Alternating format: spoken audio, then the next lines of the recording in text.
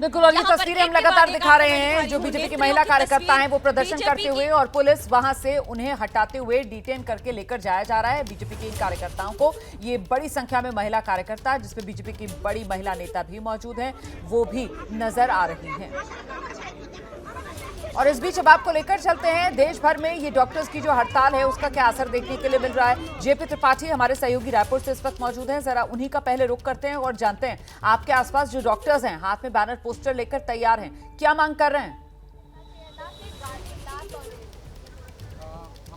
देखिए, कलकत्ता में जिस तरह से लेडी डॉक्टर के साथ घटना हुई है, उस घटना के बाद जो है पूरे देश के डॉक्टर सब एकजुट हो गए हैं। रायपुर एम्स की ये तस्वीरें हैं, रायपुर एम्स के बाहर की ये तस्वीरें हैं। सड़कों पर एम्स के डॉक्टर उतर आए हैं। लगभग 500 डॉक्टर यहाँ पर प्रोटेस्ट कर रहे हैं और इनकी यही मांग है कि डॉक्टरों की सुरक्षा को लेके, स्वास्थ्य कर्मचारियों की सुरक्षा को लेके सख्त कानून बनना चाहिए। हमारे साथ कुछ डॉक्टर हैं, उनसे बात करेंगे। बताइए किस लिए आप लोग यहाँ पर सड़कों पर उतरे, क्या मांग है आप लोगों की? हमारी मेन बेसिक मांग है कि एक सेफ्टी होना चाहिए, सिक्योरिटी होनी चाहिए। आज हम तो अच्छी बात है कि हम सेंट्रल इंस्टीट्यूट में, सेंट्रल इंस्टीट्यूट की जो हालत है वो बहुत ही बेहतर रहती है बाकी पेरिफेरल जो स्टेट कॉलेजेस जो हमारे पूरे भारत में है। कई जगह पे ओपीडी में ढंग से बैठने की व्यवस्था नहीं है, ड्यूटी रूम ठीक नहीं है, सिक्योरिटी नहीं है, गार्ड नहीं है। कभी भी कोई भी आके वायलेंस कर देता है, गाली गलौज मारपीट, ये तो आम हो गया है, रोज हम सहते ही आ रहे हैं। तो यही बेसिक है कि ये होना चाहिए। साथ में हमारा एक सेंट्रल प्रोटेक्शन एक्ट है जो हमारे हेल्थ वर्कर, हमारे डॉक्टर्स के लिए है, वो जल्द से जल्द लागू होनी चाहिए, ये हमारी मांग है। ये बताइए, आप लोग यहाँ पर जो है प्रोटेस्ट कर रहे हैं, लेकिन कहीं ना कहीं ओपीडी पे उसका असर पड़ रहा है। ओपीडी बंद है, इमरजेंसी सेवाएं भले चालू है। ओपीडी बंद नहीं है।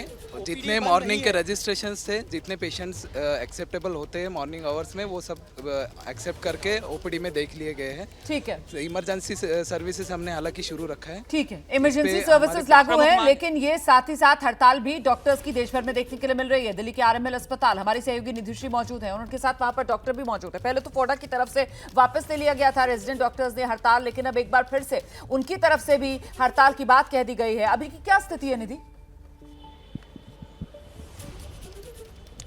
रोमाना, सबसे पहले तो मैं आपको बता दूं कि 2 बजे से निर्माण भवन तमाम डॉक्टर्स को पहुंचना था, रेजिडेंट डॉक्टर्स को, क्योंकि निर्माण भवन स्वास्थ्य मंत्रालय के बाहर ये प्रोटेस्ट करते। लेकिन 15 अगस्त की वजह से धारा 144 लागू है। ऐसे में पुलिस इनको इजाज़त नहीं दे रही है। वहां पहुंचने का सीधा सीधा मतलब है कि इनको डिटेन कर लिया जाएगा। कई डॉक्टर्स हमारे साथ है, मीटिंग चल रही है आप लोगों की, कुछ फैसला हो पाया, प्रोटेस्ट करेंगे या नहीं?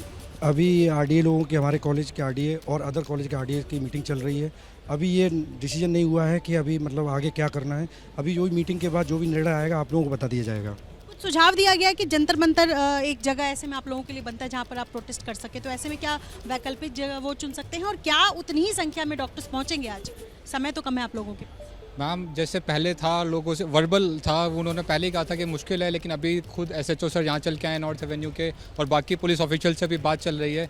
उनकी तरफ से यही बात आगे रखी जा रही है कि जो अगर यहाँ से निर्माण भवन जाने का एक ही मतलब होता है कि आप सबको डिटेन करा जाएगा आज। तो मैम, हमारे जितने भी दिल्ली के आरडीएज हैं वो सब मीटिंग में इन्वॉल्व होकर इस बात पे आगे डिसीजन ले रहे हैं कि आगे नेक्स्ट स्टेप क्या रखा जाए। और जंतर मंतर की बात है तो जंतर मंतर पे ऑलरेडी आज एक स्ट्राइक है, वहाँ पे फीमेल सेफ्टी के लिए ऑलरेडी मार्च निकाला जा रहा है। तो अभी हम आरडीए सभी दिल्ली के जितने सारे प्रमुख अस्पतालों की आरडीए मिलकर डिसीजन लेंगे और आगे लोगों को बता दिया जाएगा। ठीक है निधि, मैं लौटूंगी आपके पास। मदिया खान के पास लेकर चलते हैं दर्शकों को। एम्स से इस समय हमारे साथ मौजूद है एम्स के हड़ताली डॉक्टर्स। मदिया, वो क्या कह रहे हैं? बिल्कुल रोमाना जी, एम्स के बाहर मैं मौजूद हूँ। कुछ देर पहले तक डॉक्टर्स से और मरीजों से बातचीत हो रही थी, लेकिन अभी क्या अपडेट है वो दे देती हूँ, क्योंकि 2 बजे सभी को निर्माण भवन पहुँचना है। अब डॉक्टर्स जाएंगे कैसे? देखिए, एक तरफ इधर मेरे पीछे जो है एम्स है, तो दूसरी तरफ सफदरजंग हॉस्पिटल है। दोनों ही जगह से बड़ी संख्या में आरडीए के अंडर जितने भी डॉक्टर्स आते हैं वो सब वहाँ पहुँचेंगे।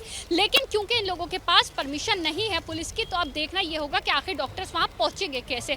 कुछ डॉक्टर्स, कुछ आरडीएस ने मीटिंग करके ये फाइनलाइज किया कि वो अलग अलग रूट्स के जरिए वहाँ पहुंच सकते हैं। तो कुछ लोग हो सकता है कि यहाँ से पैदल मार्च करके जाएं। अभी ये चीज़ें क्लियर नहीं है आरडीए की तरफ से, क्योंकि परमिशन नहीं है, इसीलिए यहाँ पर एक सहमति जो है रूट्स को लेकर वो नहीं बन पा रही है। लेकिन बड़ी संख्या में निर्माण भवन 2 बजे पहुंचकर एक प्रोटेस्ट जो है वो डॉक्टर्स कर सकते हैं। लेकिन इस हड़ताल का असर मरीजों पर बहुत ज़्यादा देखने के लिए मिल रहा है। बहुत सारे लोग आ रहे हैं, बातचीत कर रहे हैं, बता रहे हैं। कुछ देर पहले भी मैं कई सारे मरीजों से बातचीत कर रही थी, तो देखिए सबसे सबसे बड़ी चीज जो इस हड़ताल में दिख रही है वो दिख रही है कि इलाज में देरी, क्योंकि जब यहाँ पर मरीज आ रहे हैं तो वो ये चाहते हैं कि उनका इलाज हो जाए। कुछ मरीज जो है जिनकी क्रिटिकल कंडीशन नहीं है, सिचुएशन में बहुत इमरजेंसी नहीं है, उनको ये कहा जा रहा है कि आप दूसरी डेट पर आइए, उन्हें डेट दूसरी दी जा रही है।